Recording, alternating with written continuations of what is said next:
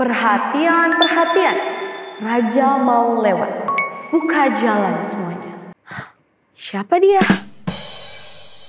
Kembali lagi di Cornerstone Connection. Jadi Yohanes itu siap-siap juga kayak kalian untuk menyambut Yesus untuk tampil di dunia. Kadang-kala yang kecil kita lakukan itu sebenarnya sudah punya pengaruh yang besar kepada pekerjaan-pekerjaan lain. Yohanes kan sudah memulai pekerjaan, dia sudah buka jalan dan lain sebagainya. Yesus kan tinggal membukakan lagi supaya lebih lebar lagi pekabaran kepada banyak orang. Yohanes dalam pekabarannya selalu langsung belak-belakan, ya. Kamu harus bertobat, kamu harus begini, jangan lakukan ini, jangan lakukan itu, ya, supaya orang itu boleh menyadari. Tapi lain pihak ada orang yang memang tersinggung dengan hal itu, contohnya Herodes, sehingga dia melakukan penahanan atau penawanan pada.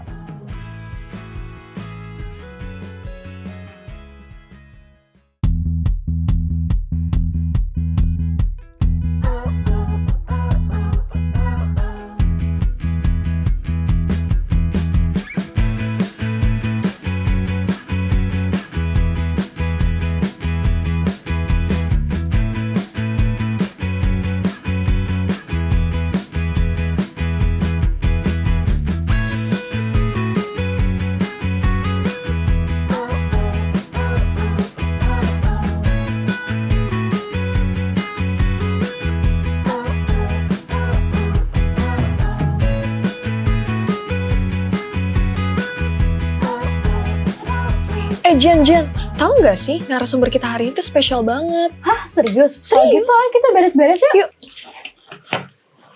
Yang rapi, kalau narasumbernya penting banget. Hah, guys, apaan sih? Kok pada beres-beres? Aku juga harus beres-beres nih. Kata Gerena mau ada narasumber yang sangat penting datang ke sini. Hah, serius? Serius? Ya ampun, jadi kalian siap-siap untuk narasumber itu? Iya dong. Kalau ngeliat kalian kayak gini, jadi keinget satu cerita Alkitab tahu? Apa tuh? Jadi orang ini dia siap-siap kayak kalian gini untuk menyambut jalannya Tuhan, jalannya Mesias. Pas banget. Tebak nih. siapa? Mirip-mirip di pelajaran keempat kita Serius? ya? Tentang Yohanes Pembaptis. Bener, maksud aku tuh Yohanes Pembaptis. Wow, keren banget loh. Makasih banget ya. Jadi kayak pas banget ya. Jadi Yohanes itu siap-siap juga kayak kalian untuk menyambut Yesus untuk tampil di dunia. Wow, insting kamu kuat banget ya, Mau. Makasih ya. Sama-sama. Jadi pelajaran kita sahabat ini juga tentang itu ya. Coba judulnya apa? Oke. Judulnya yang kelihatan lawan kenyataan. Tapi sebelum itu ya pasti ada dong yang harus kita ingetin. Apa tuh? Apa tuh? Buat teman-teman yang belum punya buku ini, buku Cornerstone yang berjudul Kebebasan Tanpa Batas, kalian bisa langsung kontak sosmed Hope Channel Indonesia atau komen di link di YouTube, di video YouTube ini. Iya, betul. Jadi kita langsung mulai aja ke dalam cerita kita. Oke. Mungkin siapa yang mau mulai? Aku dulu kali ya. Oke, boleh. Setelah Yesus selesai berpesan kepada kedua belas muridnya, pergilah ia dari sana untuk mengajar dan memberitakan Injil di dalam kota-kota mereka. Di dalam penjara, Yohanes mendengar tentang pekerjaan Kristus, lalu menyuruh murid-muridnya bertanya kepadanya, "Engkaukah yang akan datang itu, atau haruskah kami menantikan orang lain?" Yesus menjawab mereka, "Pergilah dan katakanlah kepada Yohanes apa yang kamu dengar dan kamu lihat. Orang buta melihat, orang lumpuh berjalan, orang kusta menjadi tahir, orang tuli mendengar, orang mati dibangkitkan, dan kepada orang miskin diberitakan kabar baik. Dan berbahagialah orang yang tidak menjadi kecewa dan menolak aku." Setelah murid-murid Yohanes pergi, mulailah Yesus berbicara kepada orang banyak itu tentang Yohanes. "Untuk apakah kamu pergi ke padang gurun, melihat buluh yang digoyangkan angin kian kemari? Atau untuk apakah kamu pergi, melihat orang yang berpakaian halus? Orang yang berpakaian halus itu tempatnya di istana raja. Jadi untuk apakah kamu pergi, melihat nabi? Benar, dan aku berkata kepadamu, bahkan lebih daripada nabi.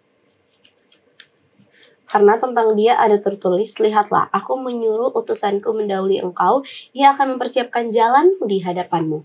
Aku berkata kepadamu, sesungguhnya di antara mereka yang dilahirkan oleh perempuan tidak pernah tampil seorang yang lebih besar daripada Yohanes Pembaptis. Namun yang terkecil dalam kerajaan sorga lebih besar daripadanya. sebab memang Herodes telah menyuruh menangkap Yohanes, membelenggunya dan memenjarakannya berhubung dengan peristiwa Herodias, istri Filipus saudaranya. Karena Yohanes pernah menegurnya, katanya, tidak halal engkau mengambil Herodias.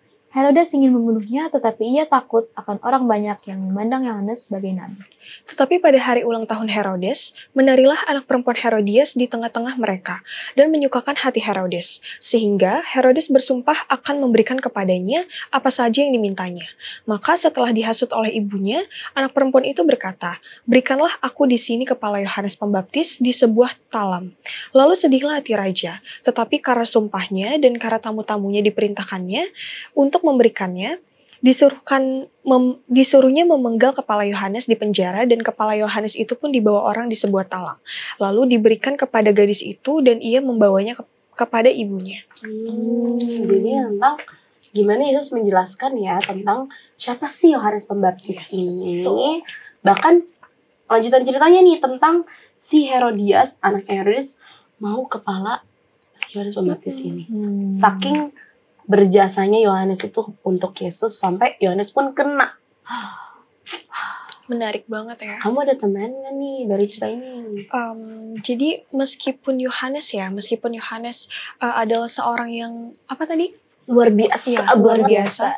Dia juga merupakan pribadi yang mengalami banyak penderitaan dan akhirnya dia mati karena keteguhannya dalam menegur kesalahan. Iya, bener banget. Jadi mungkin kamu kayak ada sesuatu yang cerita ini tuh mengajarkan kita kalau mengikuti kebenaran bisa membawa kita ke dalam tantangan ya. Iya, bener banget. Gak cuma hal baik doang, tapi juga tantangan. Tapi iman kita kepada Tuhan itu hal yang paling penting, yang paling utama. Dan mereka yang setia kepada Tuhan akan menerima tempat di kerajaan surga. Kan dibilang juga di sini kalau misalnya namun yang terkecil dalam kerajaan surga lebih besar daripadanya. Jadi kayak Yohanes itu udah dikasih tau gak sih secara gak langsung di cerita ini kalau Yohanes tuh pasti di surga. Iya gak?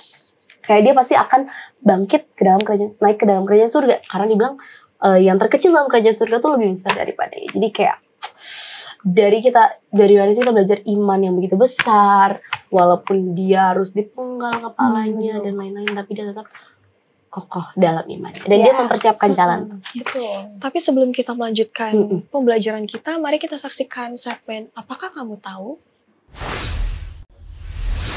Apakah kamu tahu? Wolfgang Amadeus Mozart meninggal dalam kondisi miskin. Bahkan, ia tidak mendapatkan pemakaman yang layak dan dikuburkan di pemakaman orang miskin. Namun, musiknya tetap dianggap sebagai salah satu yang paling indah dan disukai di antara semua musisi klasik. Sementara itu, Martin Luther dikenal sebagai Hercules Jerman dalam reformasi Protestan. Rekannya, Philip Melanchthon adalah seorang pemikir cerdas yang dijuluki pembaru yang diam dan menulis pengakuan Augsburg, pengakuan iman Protestan pertama. John Weidner, seorang anggota gereja Advent, berani menyelamatkan puluhan orang Yahudi serta korban lain dari kekejaman Nazi selama Perang Dunia Kedua. Ia bekerja secara rahasia dan tindakannya baru diketahui setelah perang berakhir. Lalu, karena keberaniannya, ia dihormati oleh Israel dan banyak negara di dunia. Nah, dari tokoh-tokoh di atas, manakah yang favorit kamu? Tuliskan di kolom komentar ya.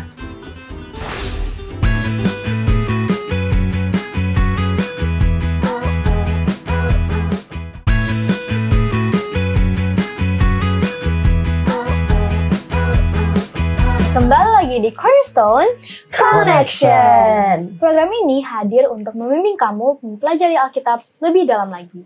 Dan bersama dengan kita sudah ada Pak Pendeta Beneta. Shalom Pak Pendeta. Apa kabar Pak Pendeta? Baik. Puji Kalian juga Tuhan. baik ya? Puji Tuhan. Tuhan. Ini dia tamu penting yang kita maksud. Yes. Pak Pendeta Spesial. Makanya kita udah bersih-bersih tadi. Makanya itu bersih. Nah. Oke, tadi Pak Pendeta kita sudah baca masuk ke dalam cerita dengan judul yang kelihatan lawan kenyataan. Saya akan bacakan ayat intinya. Terdapat di Matius 11 ayat 11. Bentar ya.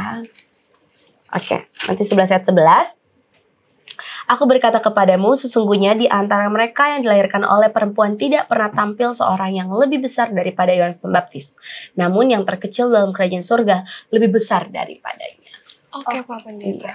Tadi kan kita udah baca juga ya ceritanya, jadi kita udah tahu sedikit lah. Tapi kita masih mau tanya beberapa pertanyaan ke Pendeta. Untuk pertanyaan pertama, mengapa Yohanes Pembaptis mengirim murid-muridnya untuk bertanya kepada Yesus? Apakah dia adalah Mesias yang dinantikan?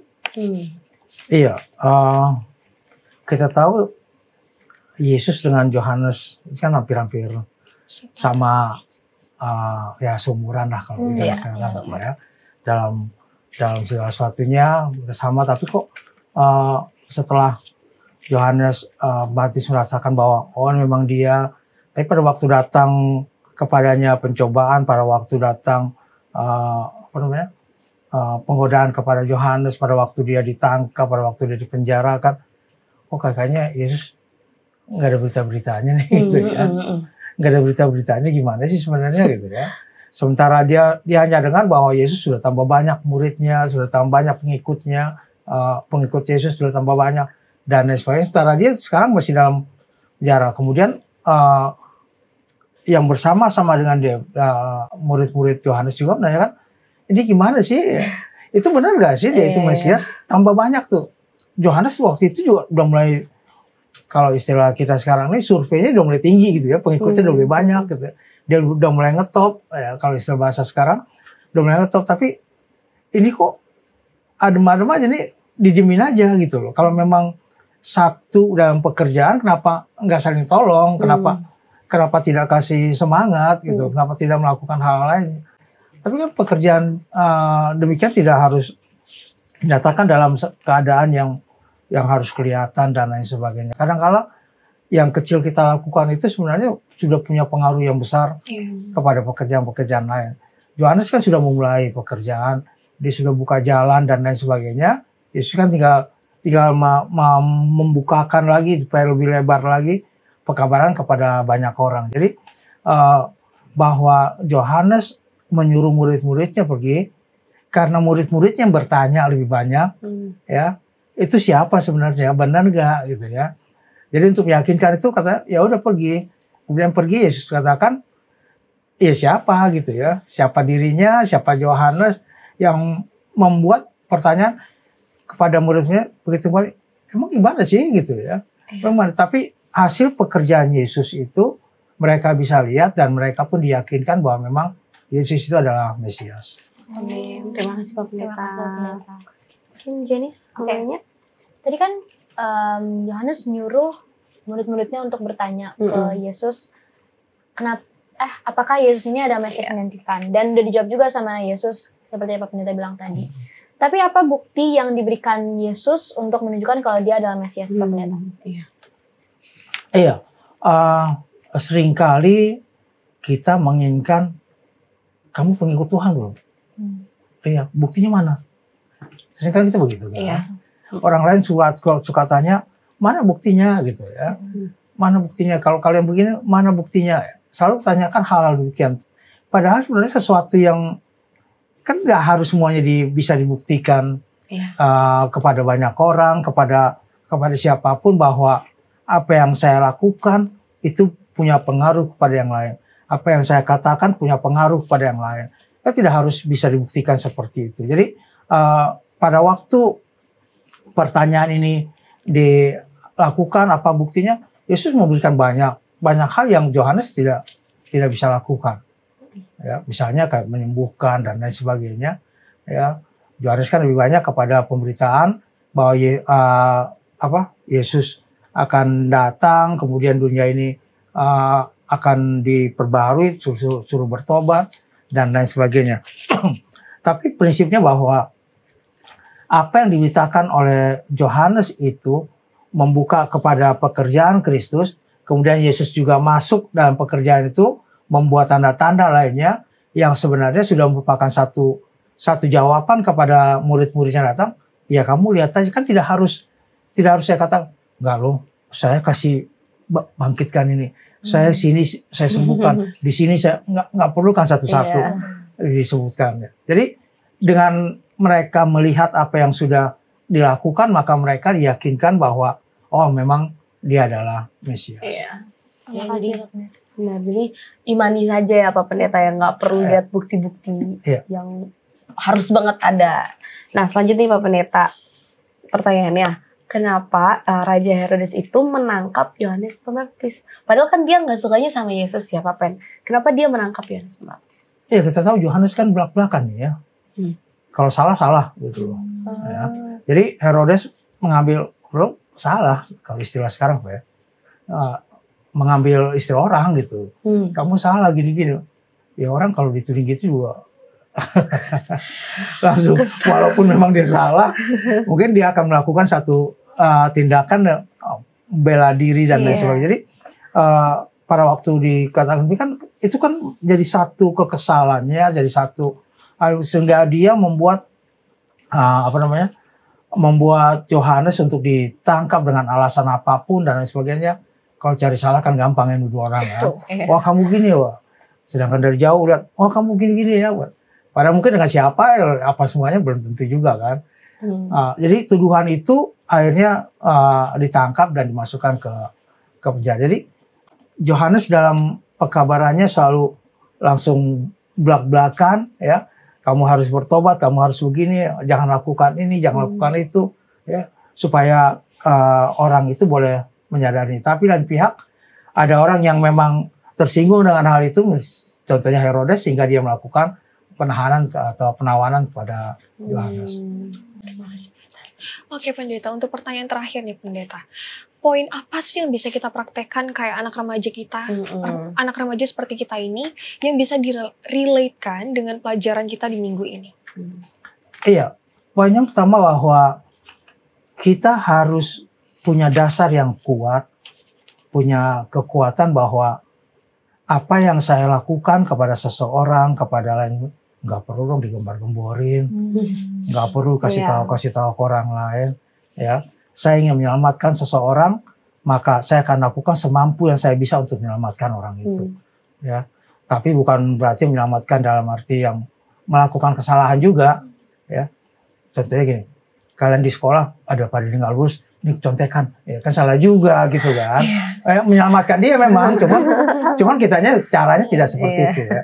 Jadi menyelamatkan memang jalan menyelamatkan orang itu, sehingga kita punya dasar kuat bahwa iya saya tidak tahu mau ngomong apa, penting saya melakukan apa yang bisa saya lakukan untuk menyelamatkan seseorang, untuk membantu seseorang tanpa harus digembar-gemborkan apa yang sudah saya lakukan, tanpa harus dihitung-hitung saya sudah lakukan ini dan lain sebagainya. Jadi diberikan pada kita bahwa Yesus melakukan segala sesuatunya itu tanpa ada hitung-hitungan, tanpa ada semuanya, pokoknya lakukan saja.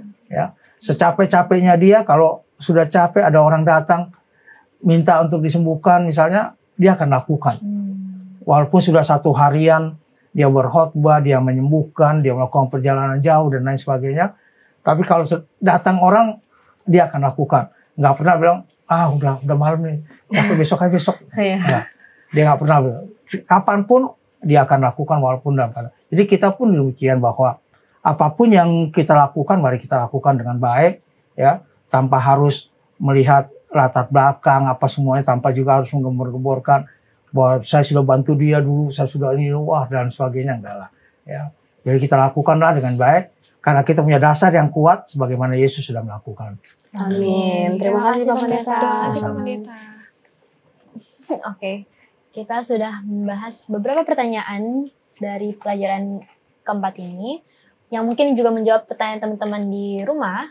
Selanjutnya kita akan ke segmen Apakah Pendapatmu?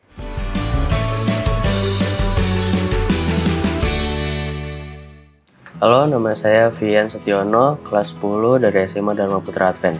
Halo, nama aku Cesar Prince Sanders dari kelas 10-2 SMA Dharma Putra Advent. Halo semuanya, saya Emily dari kelas 10-2 dari sekolah SMA Dharma Putra Advent. Halo semua, nama saya Apil Nolivi Marbun dari kelas 10 dari sekolah Dharma Putra Advent. Hai, nama saya Kinar Pancasiotang, kelas 10 dari SMA Dharma Putra Advent.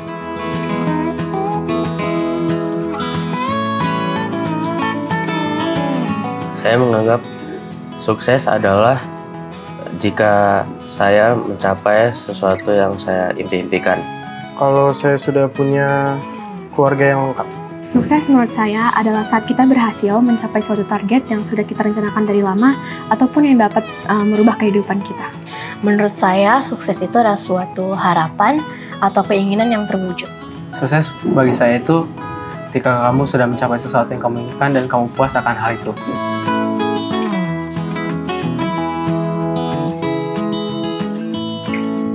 Berhasil membuat bangga kedua orang tua saya. Jika saya banyak mobil di rumah. Jika saya sudah bisa membahagiakan orang tua saya dengan hasil kerja keras saya sendiri. Masuk ke universitas yang saya inginkan.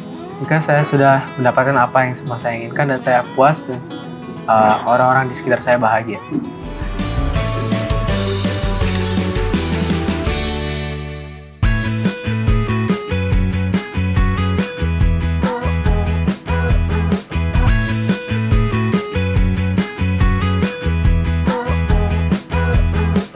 Kembali lagi di Cornerstone Connection. Nah, itu dia pendapat dari teman-teman kita. Bagus-bagus ya pendapat mereka ya. Pastinya nggak afdol kalau aku nggak nanya kalian tentang apa yang telah mereka berikan pendapatnya. Supaya sama dong, mereka ada pendapat, kita juga ada pendapat. Benar. Nah, kalau gitu aku nih gini dulu. Kamu merasa nih, kamu tuh udah sukses kalau kamu udah ngapain? Udah mencapai apa? Mencapai cita-citaku dan bisa membanggakan orang tua aku lewat pencapaian aku. Amin. Itu definisi sukses kamu ya. Oke, nah kalau Jenis gimana Jenis? Kemarin dulu deh. Aduh gak bisa. Jenis dulu lah. Kita kan supaya sharing. Siapa tahu aku dapat ide dari kamu. Gitu. Aku udah dapat ide dari dia. Karena kamu dapat ide dari kamu.